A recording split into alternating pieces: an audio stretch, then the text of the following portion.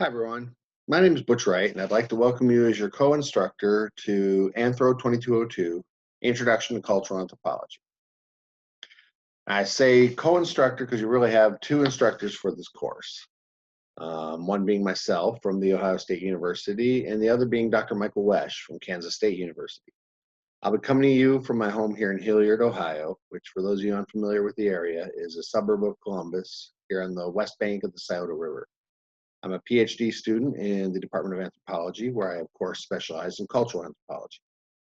My specific areas of interest are the indigenous and maroon cultures of the Amazon, and in particular, their environmental and ecological adaptations. I lived in Manaus, Brazil, in the heart of the Brazilian Amazon for 18 years. So if you have any questions about Brazil, the Amazon, or the people there, please drop me a line. I'll be more than happy to share my experiences with you. Dr. Wesch has designed an outstanding course in cultural anthropology with ample resources, some of which we're going to offer you through the site, our own program, and also additional materials through his site here, Anthro 101, which you can access on the slides, which I'll post online. And we'll be appearing throughout the course in the form of podcasts and videos and articles that you'll be reading. Also in the textbook that we'll be using, which is the 2018 edition of The Art of Being Human. I really enjoy Dr. Wesch's methods for teaching cultural anthropology, and we learn about the ways that anthropology helps us as humans in an ever-changing world. Now, I say ever-changing world because let's make no mistake about it. The world really is in a constant state of change. And by world, I mean the cultures in it. Even though things may often seem static, rigid, unchanging, when you learn what to look for, you can see just how much change occurs in a very brief period of time. A great example of that is the impact of smartphones, like this one here. 20 years ago, a cell phone was just basically a telephone. You could send a monochrome text message, maybe at best. But for the most part, we didn't have the internet connections or anything like that. Now, these days, we use them for everything. We chat on them, we play games, we check our sports scores and the weather, even turn in our homework or send videos to each other. So just ask yourself, how would you feel if you left home without your smartphone? So over the course of this class, I hope you'll begin to understand just how dynamic culture is and how holistic it is in its makeup and how these seemingly small elements of our lives come together.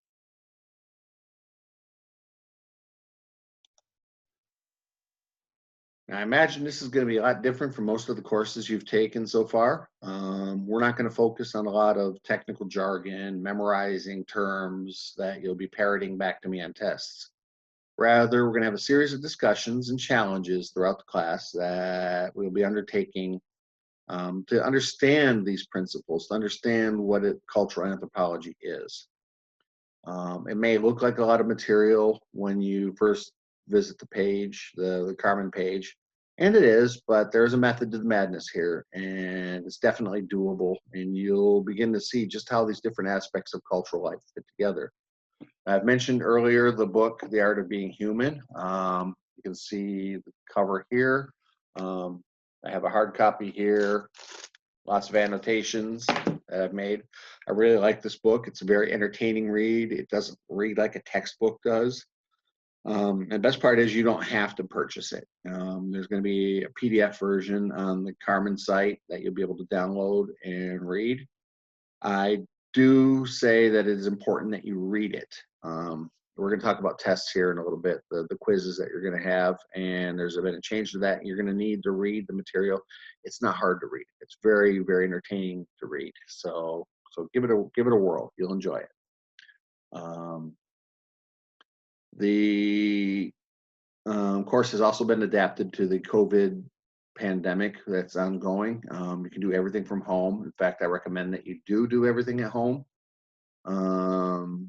Don't leave to go out and interact with people physically if you can help it.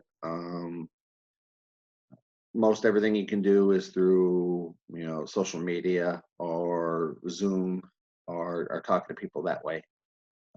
So this class is perfectly safe in that regard. It is imperative that you have a stable online connection. If that is a problem, you need, because you're going to be watching a lot of videos, reading a lot of articles, doing TED Talks, all those kinds of things. Make sure that you either let me know right away or that you get a hold of tech support so that they can help you get access. This is an online course, of course.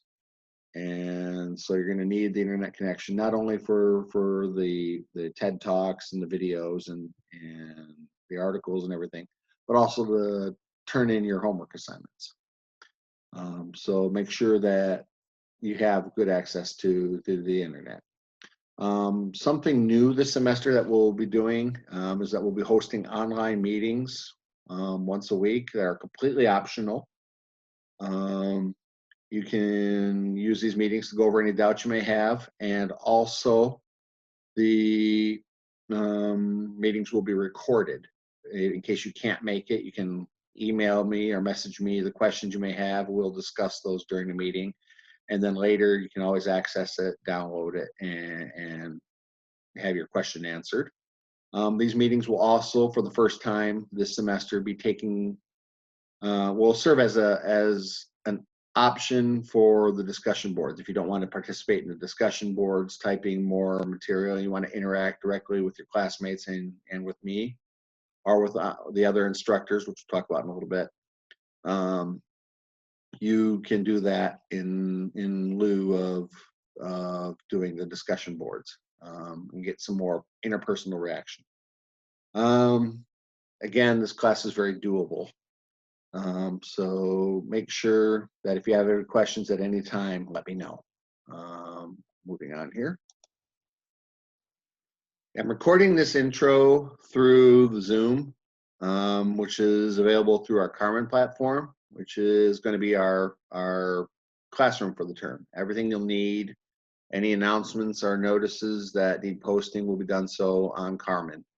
If you have a smartphone, you should install the Canvas Carmen app and allow for notifications if you have not yet already done so. If you have problems with that or any technical issues, please let me know so we can work those out, because a lot of the things that I'll be announcing or posting will be done so on here. And if you have notifications already set up on your phone, you'll get access to that right away. Again, I'll say if you need any help or if you find yourself falling behind, if you have any questions, let me know right away. I'll try to help you out as quickly as I can so that you get the most out of this class possible. So let's take a look at the course. This here, of course, on Carmen is the homepage for the course. As you'll see up here, I have not yet published it. I'll be doing so very, very shortly. On the side here are the menus that you'll need to be using. Not all of these will be available. This is, of course, my page. This is the course syllabus. You can see here, there's a picture of me and my family, a brief bio.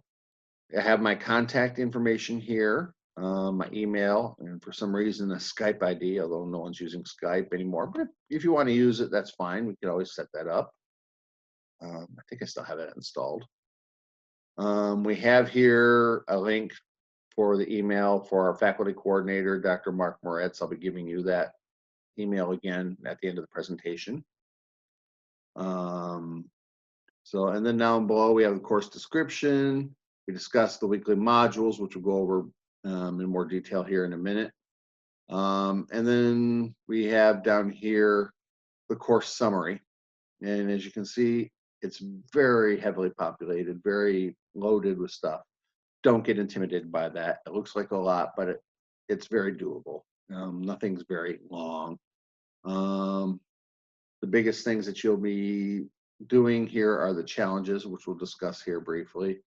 And the weekly discussions, as I mentioned, the weekly discussions can be done either through a discussion thread that we'll have available through the platform, or can be in the form of the weekly online meetings. My meetings will be from 1:30 to 2:30 on Tuesdays.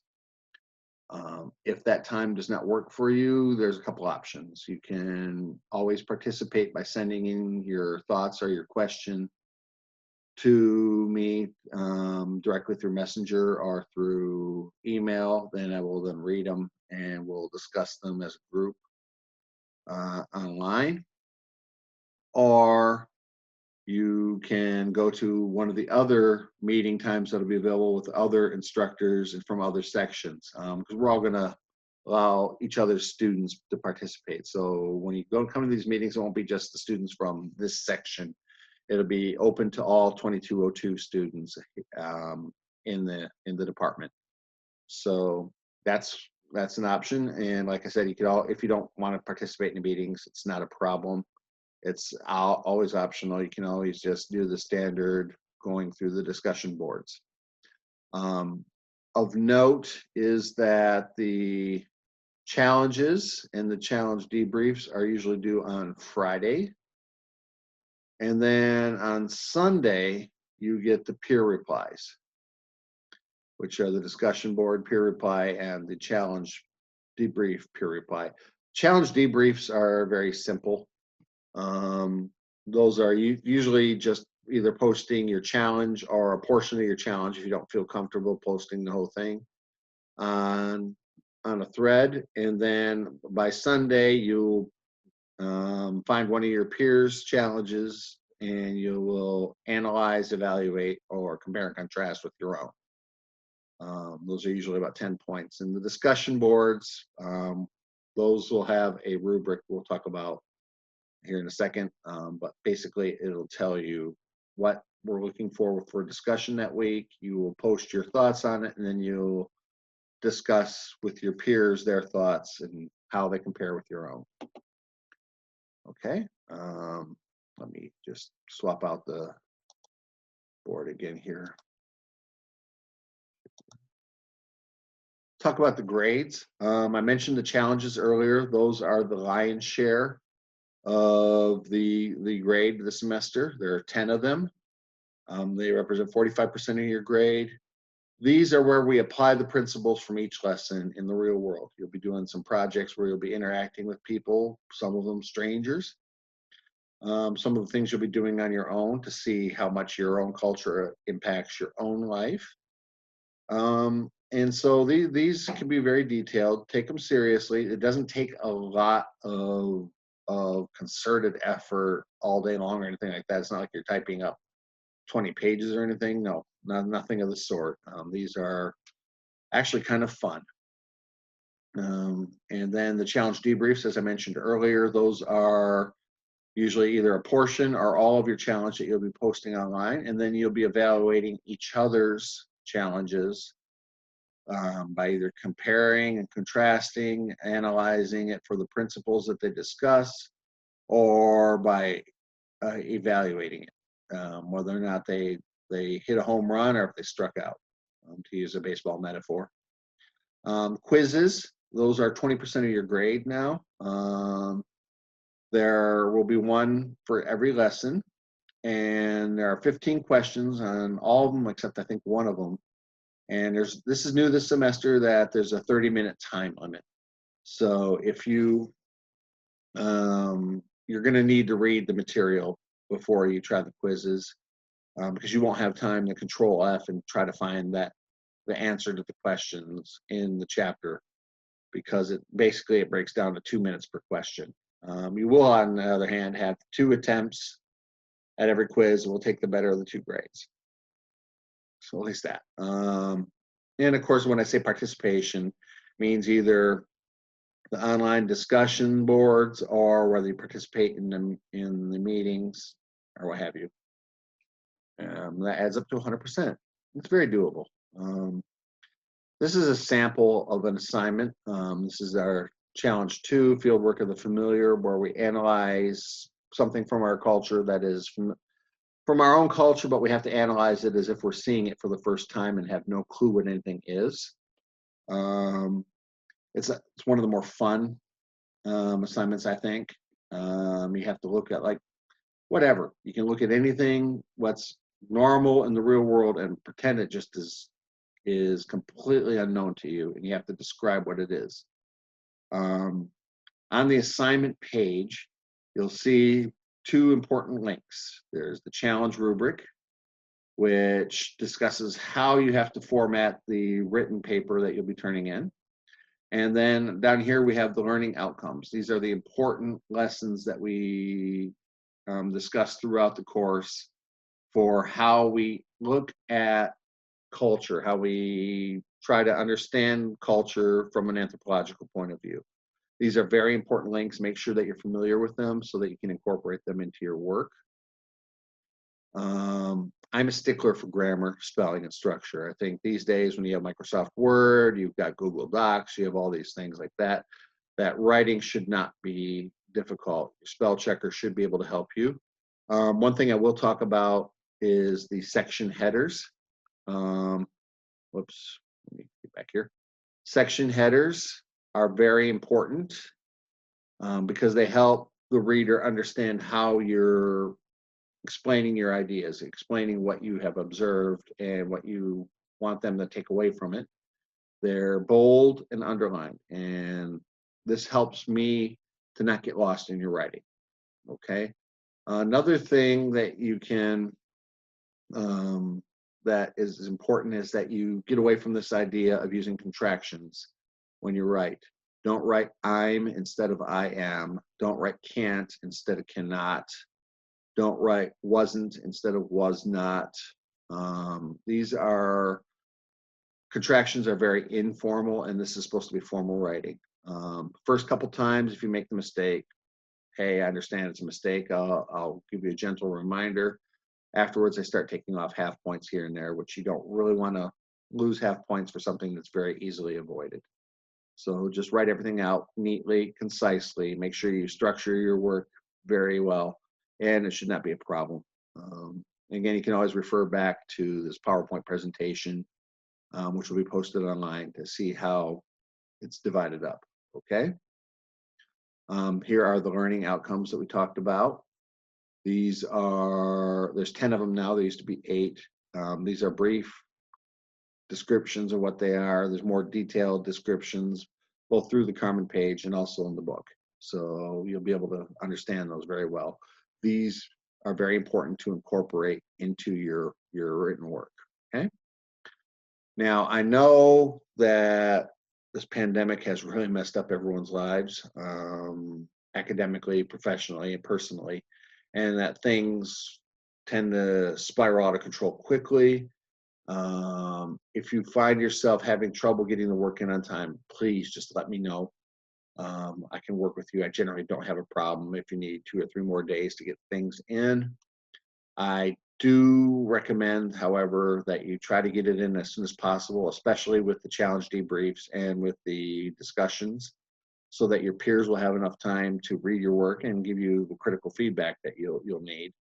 And also, don't get too many assignments behind, because it tends to snowball really, really quickly, especially with your other classes that many of you are taking, I'm sure. If you have a bunch of late assignments for several classes, and all of a sudden you have 2 weeks or a week left in the semester, you're going to find yourself really struggling to get it done and to get it done well.